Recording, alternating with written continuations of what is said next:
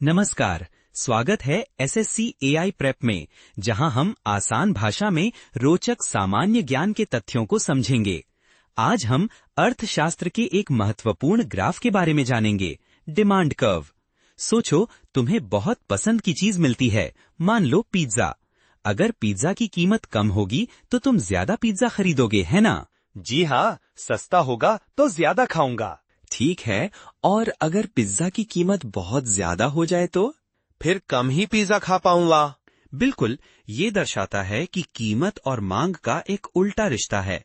कीमत बढ़ती है तो मांग घटती है, और कीमत घटती है तो मांग बढ़ती है। डिमांड कर्व में यही रिश्ता दिखाया जाता है।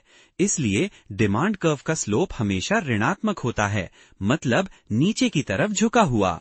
अब चलिए सप्लाई कर्व के बारे में जानते हैं। सोचिए, आप केले बेचते हैं। अगर केले की कीमत बढ़ जाए तो क्या होगा? ज्यादा केले बेचने की कोशिश करूंगी। बिल्कुल, कीमत बढ़ने पर आप ज्यादा केले बेचना चाहेंगे, क्योंकि आपको ज्यादा पैसा मिलेगा। ये दर्शाता है कि कीमत और सप्लाई का एक सीधा रिश्ता है। कीमत बढ़ती है तो सप्लाई भी बढ़ती है। इसीलिए सप्लाई कर्व का स्लोप हमेशा धनात्मक होता है, मतलब ऊपर की तरफ झुका हुआ। अब हम प्रोडक्शन पॉसिबिलिटी फ्रंटियर या पीपीएफ के बारे में जानेंगे। सोचिए, आपके पास सीमित साधन हैं, जैसे सिर्फ इतना ही कपड़ा और इतना ही अनाज उगा सकते हैं। अब आप क्या बनाएंगे? ज्यादा कपड़ा या ज्यादा अनाज? ये तो रिसोर्स पर डिपेंड करेगा ना? बिल्कुल, पीपीएफ ये दिखाता है कि लिमिटेड रिसोर्सेज के साथ एक इकोनॉमी कितना प्रोड्यूस कर सकती है। ये एक ग्राफ होता है जो दिखाता है कि कितना आप एक चीज प्रोड्यूस कर सकते हो जब दूसरी चीज की प्रोडक्शन कम कर दी जाए। अगर आप ज्यादा कपड़ा बनाना चाहते हो तो आपको कम अनाज उगाना होगा, और वाइस वर्सा। इसलिए पीपीएफ एक इकोनॉमी की प्रोडक्शन कैपेसिटी को रिप्रेजेंट करता है, ना कि प्रॉफिट मार्जिन या कंपटीशन लेवल को। अब हम पीपीएफ के ढलान यानी स्लोप के बारे में समझेंगे। सोचिए, अगर पीपीएफ का स्लोप बहुत ही तेज है यानी स्टीपर है, तो इसका क्या मतलब होगा? मतलब ज्यादा चीजें मिल रही है? जरूरी नहीं। स्टीपर स्लोप का मतलब है कि एक चीज ज्यादा बनाने के लिए दूसरी चीज का बहुत बड़ा त्याग करना पड़ेगा। मान लीजिए, आपके पास लिमिटेड रिसोर्सेज हैं और आप कपड़े और अनाज बना सकते हैं। अगर पीपीएफ का स्लोप स्टीपर है तो ज्यादा कपड़ा बनाने के लिए आपको अनाज की खेती बहुत कम करनी होगी। इसका मतलब है कि अपॉर्चुनिटी कॉस्ट यानी एक चीज छोड़कर दूसरी चीज पाने की कीमत बहुत ज्यादा है। तो सही जवाब है अपॉर्चुनिटी कॉस्ट ज्यादा है। अब हम प्राइस इलास्टिसिटी ऑफ डिमांड या पीईडी के बारे में जानेंगे। ये थोड़ा सा टेक्निकल लग सकता है, लेकिन समझने में आसान है। सोचिए, अगर किसी चीज की कीमत बढ़ जाती है तो उसकी मांग पर क्या असर पड़ेगा? ज्यादा महंगी हुई तो कम लोग खरीदेंगे शायद। बिल्कुल, पैड यही बताता है कीमत में कितने प्रतिशत बदलाव से मांग में कितने प्रतिशत बदलाव आएगा, यानी प्राइस में कितना परसेंट बदलाव से डिमांड में कितना परसेंट बदलाव आएगा। ऑप्शन ए, बी, सी और डी में से सिर्फ ऑप्शन बी ही ये बताता है कि डिमांड में कितना चेंज प्राइस में चेंज से रिलेटेड है। अगर प्राइस 10% बढ़ी और डिमांड 5% घटी तो ये पैड को बताता है। ये एक इम्पॉर्टेंट कॉन्सेप्ट है मार्केट को समझने के लिए। अगर पीईडी 1 से कम है, मतलब क्या होता है? मुझे थोड़ा कंफ्यूजन हो रहा है। ज्यादा टेंशन मत लो। सोचो, अगर किसी चीज की कीमत बढ़ती है और उसकी मांग में बहुत कम बदलाव आता है तो हम उसे इनइलास्टिक डिमांड कहते हैं। मतलब प्राइस में चेंज से डिमांड में कंपैरेटिवली कम चेंज आता है। मान लो पेट्रोल की कीमत बढ़ गई, लोग कम तो जरूर इस्तेमाल करेंगे, लेकिन पूरी तरह से छोड़ भी नहीं सकते, है ना?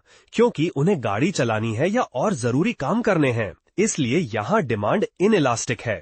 ऑप्शंस में से इनइलास्टिक ही सही जवाब है। अब अगर पीईडी 1 से ज्यादा हो तो क्या होगा?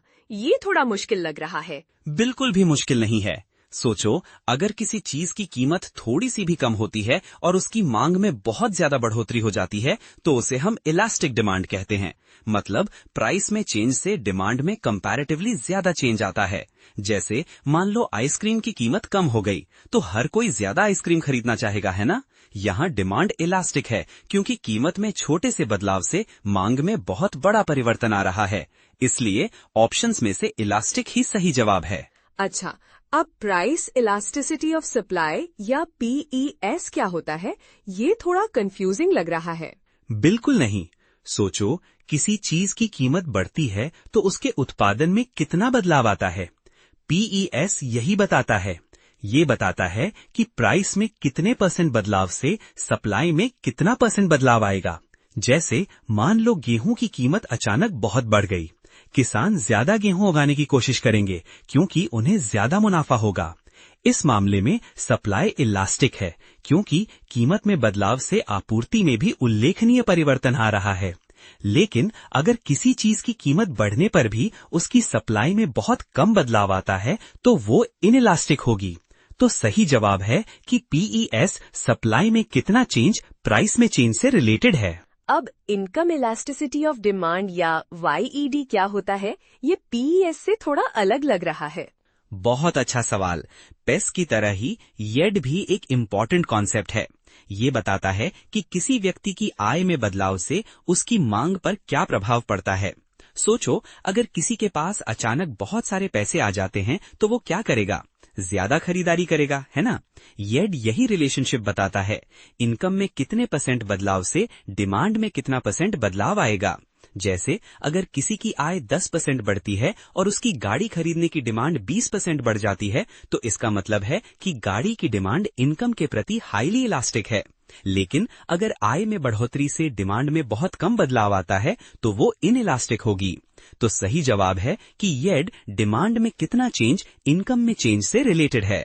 अब क्रॉस इलास्टिसिटी ऑफ डिमांड या XED क्या होता है? ये थोड़ा कंफ्यूजिंग लग रहा है। जरा भी नहीं। XED समझना उतना ही आसान है जितना YED। ये बताता है कि एक चीज की कीमत में बदलाव से दूसरी चीज की मांग पर क्या असर पड़ता है। सोचो, पेट्रोल के दाम बढ़ गए। क्या लोग अब अपनी गाड़ियों का इस्तेमाल कम करेंगे? शायद हाँ, क्योंकि पेट्रोल महंगा हो गया है। तो यहाँ पेट्रोल और गाड़ी की डिमांड एक दूसरे से रिलेटेड हैं। XED यही रिलेशनशिप दिखाता है। एक गुड के प्राइस में चेंज से दूसरे गुड के डिमांड में कितना चेंज आएगा। अगर पेट्रोल के दाम बढ़ने से गाड़ी की डिमांड कम हो जाती है तो ये नेगेटिव XED है। लेकिन अगर पेट्रोल के दाम बढ़ने से साइकिल की डिमांड बढ़ जाती है तो ये पॉजिटिव XED है। तो सही जवाब है कि XED एक गुड की डिमांड में कितना चेंज दूसरे गुड के प्राइस में चेंज से रिलेटेड है। सर, कंज्यूमर सरप्लस क्या होता है? ये नाम थोड़ा अटपटा लग रहा है। बिल्कुल नहीं, ये समझने में बहुत आसान है। सोचो, तुम्हें एक चॉकलेट बहुत पसंद है और तुम उसे 50 रुपए तक देने को तैयार हो, लेकिन मार्केट में वो सिर्फ 30 रुपए में मिल रही है, तो तुम्हें 20 रुपए का फायदा हो गया ना। यही है कंज्यूमर सरप्लस। ये वो एक्स्ट्रा बेनिफिट है जो कंज्यूमर को मिलता है जब वो मार्केट प्राइस से कम प्राइस पे कोई चीज खरीदता है। ये उस प्राइस का अंतर है जो कंज्यूमर देने को तैयार था और जो उसने एक्चुअली दिया। तो सही जवाब है कि कंज्यूमर ने जो प्राइस पे किया वो माइनस जो प्राइस पे करने को रेडी था। अच्छा सर, अब प्रोड्यूसर सरप्लस क्या होता है? ये कंज्यूमर सरप्लस से कैसे अलग है? बहुत अच्छा सवाल। सोचो, एक किसान अपने गेहूं को 10 रुपए प्रति किलो बेचने को तैयार है, लेकिन मार्केट में इसकी डिमांड ज्यादा है और उसे 15 रुपए प्रति किलो मिल रहे हैं, तो उसे 5 रुपए प्रति किलो का एक्स्ट्रा प्रॉफिट हुआ ना। यही है प्रोड्यूसर सरप्लस। ये वो एक्स्ट्रा बेनिफिट है जो प्रोड्यूसर को मिलता है जब वो मार्केट प्राइस से ज्यादा प्राइस पे अपना माल बेचता है। ये उस प्राइस का अंतर है जो प्रोड्यूसर पाने को तैयार था और जो उसने एक्चुअली पाया। तो सही जवाब है कि प्रोड्यूसर ने जो प्राइस पे किया वो माइनस जो प्राइस पे करने को रेडी था। ये कंज्यूमर सरप्लस के बिल्कुल उल्टा है। सर, मार्जिनल कॉस्ट क्या होता है? ये टोटल कॉस्ट से कैसे अलग है? अच्छा सवाल। सोचो, तुम एक बिस्किट फैक्ट्री चलाते हो।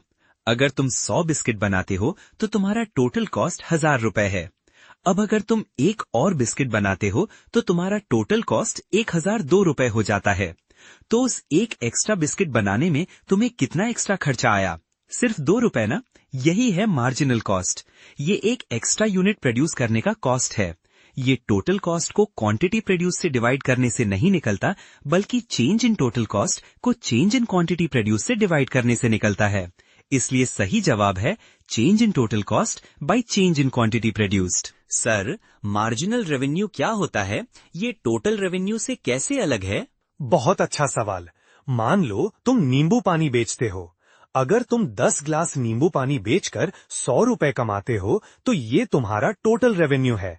अब अगर तुम एक और ग्लास बेचते हो और तुम्हारा कुल कमाई 105 रुपए हो जाती है तो उस एक एक्स्ट्रा ग्लास से तुम्हें कितना एक्स्ट्रा पैसा मिला? सिर्फ 5 रुपए ना। यही है मार्जिनल रेवेन्यू। ये एक एक्स्ट्रा यूनिट सेल करने से मिलने वाली एक्स्ट्रा रेवेन्यू है। ये टोटल रेवेन्यू को क्वांटिटी सोल्ड से डिवाइड करने से नहीं निकलता, बल्कि चेंज इन टोटल रेवेन्यू को चेंज इन क्वांटिटी सोल्ड से डिवाइड करने से निकलता है। इसलिए सही जवाब है change in total revenue divided by change in quantity sold. Sir, average cost क्या होता है? ये टोटल कॉस्ट से कैसे अलग है? एक अच्छा सवाल। सोचो तुम बिस्किट्स बनाते हो।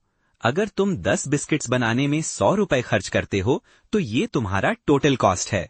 अब अगर हम एवरेज कॉस्ट निकालना चाहते हैं तो हम टोटल कॉस्ट को बिस्किट्स की क्वांटिटी से डिवाइड करेंगे, यानी 100 रुपए भाग 10 बिस्किट्स बराबर 10 रुपए पर बिस्किट। ये हर एक बिस्किट बनाने का एवरेज कॉस्ट है। इसलिए सही जवाब है टोटल कॉस्ट भाग quantity produced. Sir, average revenue क्या होता है? ये टोटल रेवेन्यू से कैसे डिफरेंट है? एक बहुत ही अच्छा सवाल। सोचो तुम अपने होममेड लड्डूस बेच रहे हो। अगर तुम 10 लड्डू 100 रुपए में बेचते हो तो ये तुम्हारा टोटल रेवेन्यू है। लेकिन एवरेज रेवेन्यू पता करने के लिए हम टोटल रेवेन्यू को बेची गई लड्डूस की संख्या से डिवाइड करेंगे, यानी 100 रुपए divided by 10 laddoos is equal to 10 रुपए पर लड्डूस। ये हर एक लड्डूस बेचने से मिलने वाला एवरेज रेवेन्यू है। इसलिए सही जवाब है total revenue divided by quantity sold. Sir, equilibrium point क्या होता है? ये मार्केट में कैसे काम करता है? बहुत अच्छा सवाल। सोचो एक मार्केट में मैंगोज बिक रहे हैं। अगर मैंगोज की डिमांड ज्यादा है और सप्लाई कम तो प्राइसेस बढ़ेंगे, और अगर सप्लाई ज्यादा है और डिमांड कम तो प्राइसेस गिरेंगे। इक्विलिब्रियम पॉइंट वो पॉइंट है जहां डिमांड और सप्लाई एग्जैक्टली इक्वल होते हैं। इस पॉइंट पर प्राइसेस स्टेबल रहते हैं, ना बढ़ते हैं ना घटते। ये मार्केट का एक नेचुरल बैलेंस पॉइंट है जहां बायर्स और सेलर्स दोनों खुश हैं। सर, शॉर्टेज कब होता है ये मार्केट में कैसे समझेंगे?